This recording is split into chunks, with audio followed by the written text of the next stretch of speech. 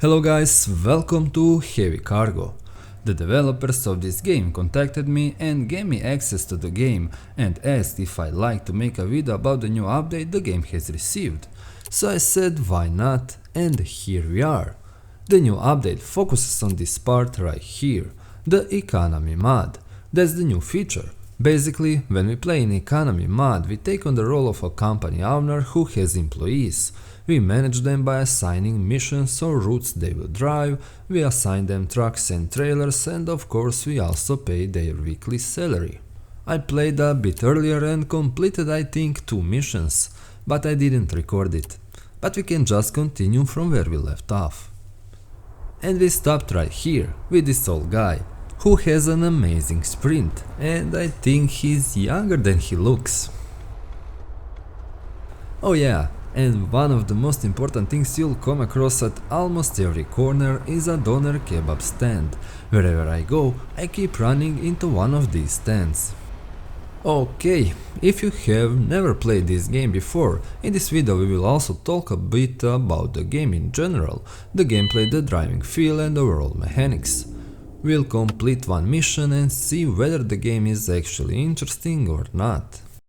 Oh, and this is part of the new update. As you can see, Kim is our employee. Here we can see her skill level, her weekly salary of 830 euros, and the training courses which we haven't completed any of yet. There's also the earnings and expenses statistics. And here we select available missions or jobs. And what do we have here? Revenue milestones, the headquarters supports your company. Okay, so this is where we can see how much money we need to earn in order to unlock, for example, a new trailer or a new truck. Alright, let's choose a mission. We got a few options here. With an empty shell, I already did that one. Boat hulls sounds interesting. Cable drums. What are cable drums? I don't know what that is. Oh, actually, I think I know. I just don't know how to describe it now. Anyway, let's take boat hull. The route seems a bit long, but I will shorten it later in the editing. Vehicle. And this is another new feature in the game. With the latest update, the Scania truck is now available. The Scania R 2013. Yeah, that's the truck. Here we are, back in our van. And now we need to drive to the location where the truck is waiting, the one we will use to transport a boat. So, the overall mechanics and gameplay of this game, the AI traffic feels a bit strange. I can see that nobody really wants to let me merge. And this, if I hold brake, the van will put in reverse. I hate that. Of course, the blue car is going to go first. Hey, stop! Okay, thank you, man. Wait, what's this now? So I can't return the camera to its default position while the steering wheel is turned, apparently. I have to use the mouse. Yeah, strange. Okay. The force feedback in the game is actually pretty good. You can really feel the weight of the steering wheel when turning, and I like that. What I don't like is that the automatic transmission in the van isn't very realistic. When you press the throttle all the way down, it doesn't shift into higher RPMs, like a real automatic gearbox would. Instead, it keeps the engine at around 2000 RPM all the time. But, well, it's not that big deal. I don't know what's wrong with some AI cars, they're just shaking. Look at this one, he's shaking, oh my god. Does my van shaking? No? We're good. Yep, we are fine.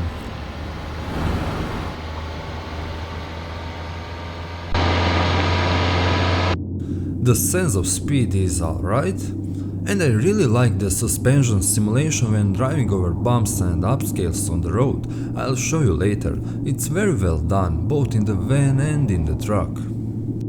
I like the graphics when we are out on the open road like this. The mountains, the trees, it all looks really nice. But when we are in the city driving between buildings and houses, the graphics don't look that good to me, and I can't get that immersive feeling like in Euro Truck Simulator.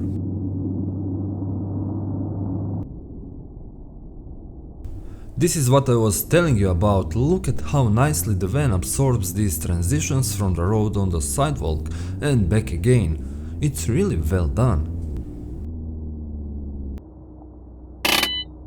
And here we are, finally at the actual starting destination where the cargo we need to transport is located. With our character we can also walk around nice and slowly, very smooth and elegant. Alright, it looks like we're on the night shift now.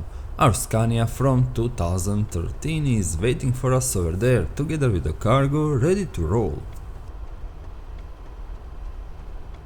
Well, nice boat we have here, not too big, that's good.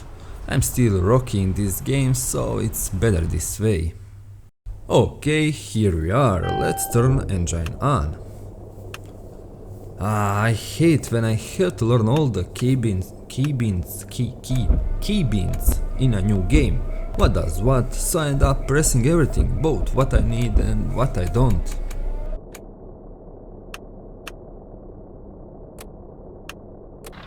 Alright, I think we're good to start now. The beacons are on. Everything looks fine.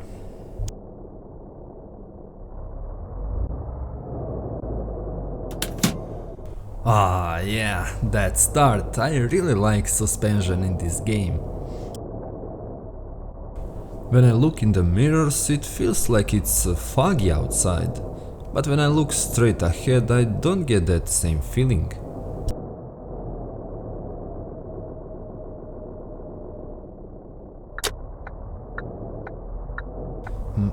You know what the most annoying part of this game is, at least for me? It's the fact that there's frequent micro stuttering. I'm monitoring the FPS and it stays locked at 60. The GPU and CPU aren't under heavy load. My refresh rate is set correctly and yet I still get these tiny micro stutters. And that really hurts the overall gameplay experience. Whoa, that was a big bump.